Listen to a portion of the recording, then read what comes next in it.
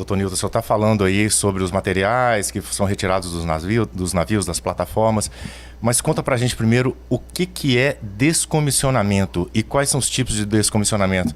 Porque o descomissionamento, na verdade, ele passou a substituir esse termo aí que o senhor estava usando, né, que é destruir a plataforma, destruir o navio. Por que o descomissionamento é uma palavra mais adequada para caracterizar isso aí que é feito? Na verdade, a gente precisa separar essa atividade em duas coisas. Então, um é o mercado de navios, mercante, que são navios que têm propulsão própria, que eles operam em vários portos do mundo e depois, ao final do ciclo de vida deles, você encaminha esses navios para o mercado de reciclagem. E o outro é o setor offshore, o setor de petróleo, produção de petróleo. Então, nós temos basicamente dois tipos de instalações, as fixas e as flutuantes, que são móveis, né? Então, quando a gente olha a ideia de que... O que significa descomissionar, né? Quando você pensa que você vai instalar uma operação de petróleo, nós estamos dizendo, para explorar petróleo, nós vamos fazer uma etapa de comissionamento. Então, onde você vai colocar ali os equipamentos, colocar esses equipamentos para funcionar e operar. Então, nós estamos comissionando aquela planta... Atestar que o equipamento... Exatamente. Que o projeto do equipamento está adequado para aplicação. Beleza. Então, isso é o comissionamento. Então ele vai operar lá por 30 anos, chega no final do seu ciclo de vida, você tem que cessar aquela operação. Então, é como se o descomissionamento fosse o inverso do comissionamento. Agora, ao invés de eu colocar para operar, eu preciso retirar daquele local. É o fim do ciclo, então, da plataforma, o ciclo do navio. E o descomissionamento a gente usa para plataforma, para o sistema offshore. Ô, professor, mas isso é uma coisa que não é o senso comum, né? A gente... Como brasileiro aqui, a gente ouve há muitos anos, até décadas, né, o governo, a propaganda oficial aí falando de novos poços, novas explorações, mas ninguém nunca falou que havia uma vida útil e que ao término dessa vida útil a gente tinha que descartar uma plataforma inteira, né? Isso é um pouco um contrassenso, né? Então, eu acho que essa é uma primeira informação aqui que nós estamos chegando, então, no momento atual, no final de um ciclo que se iniciou quando? Lá na década de 80? 40 anos atrás, né? E esse ponto que você tocou é bastante importante, porque como que começou essa indústria do descomissionamento de plataformas? Ela começou com o primeiro caso, que foi a Brent Spar, que era uma plataforma que estava alocada no campo de Brent, no Mar do Norte, e a Shell tomou a decisão de remover essa plataforma daquele local e alijá-la no mar, ou seja, afundar essa plataforma no mar.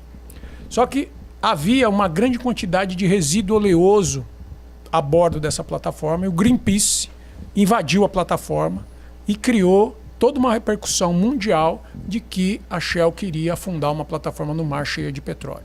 E isso foi quando? Isso foi em 1995. E foi então a primeira experiência? Foi a primeira experiência onde se teve uma decisão... Uma preocupação, né, com o meio ambiente. E uma decisão judicial que foi contra a empresa para que ela pudesse afundar essa plataforma no mar. Então a repercussão mundial, para vocês terem uma ideia, e é bastante interessante vocês procurarem na internet Brent Spar, né, e ver a história do que aconteceu. A Shell começou a sofrer um boicote na Europa. As pessoas não compravam mais gasolina no posto da Shell. Então isso mexeu com o valor das ações da empresa, justamente porque o Greenpeace começou esse movimento. Eles ocuparam a plataforma, foram removidos da plataforma, depois ocuparam de novo. Enfim, foram uma sucessão de fatores ali que levaram ao final de todo um processo que ocorreu, inclusive na justiça, de que a Shell então fizesse a destinação adequada dessa plataforma. Essa plataforma foi rebocada para a Noruega, lá ela foi cortada e as partes daquelas estruturas virou elementos estruturais para a construção de um cais para navio roll-off. Então esse foi o primeiro caso de sucesso de um projeto de descomissionamento. Uma das coisas que eu ouvi lá nesse evento lá da Findus Decon ES foi o seguinte, que o descomissionamento ele não é o fim de um ciclo, ele é o início da transição energética. Ou seja, é onde realmente você começa. Quando você pensa no descomissionamento, você realmente tem um pensamento sustentável, ou seja, você termina o ciclo de vida de uma melhor forma possível. Se você pensasse que você vai acabou de usar, usufruiu daquele recurso, agora nós vamos afundar ele no mar e acabou, quer dizer, você não está sendo nada sustentável. Eu acho que a gente tem algumas imagens aí para exemplificar isso aí, o que é o descomissionamento, alguns tipos também de plataformas. E aí esse aqui é uma ideia, uma visão do ciclo de vida, né? Então é o que a gente estava comentando, onde você começa com o projeto, depois você constrói, você opera e ao final do ciclo de vida você vai descomissionar. E o Brasil entrou na rota do descomissionamento porque as nossas plataformas já estão com 30, 40 anos. Algumas delas das flutuantes eram navios que foram convertidos em plataformas, eram navios antigos convertidos em plataformas. Os que eles chamam de FSPO?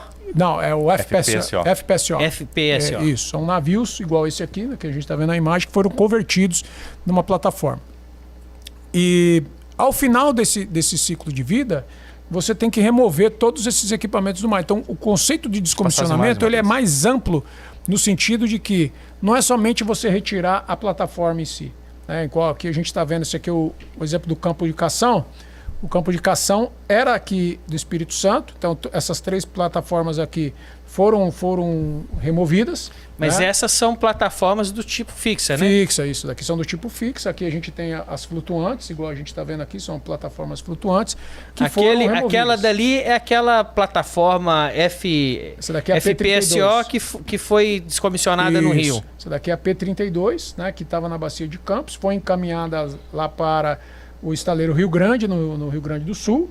E essa daqui é uma semi-submersível, que é uma plataforma que hoje está no Porto do Açu.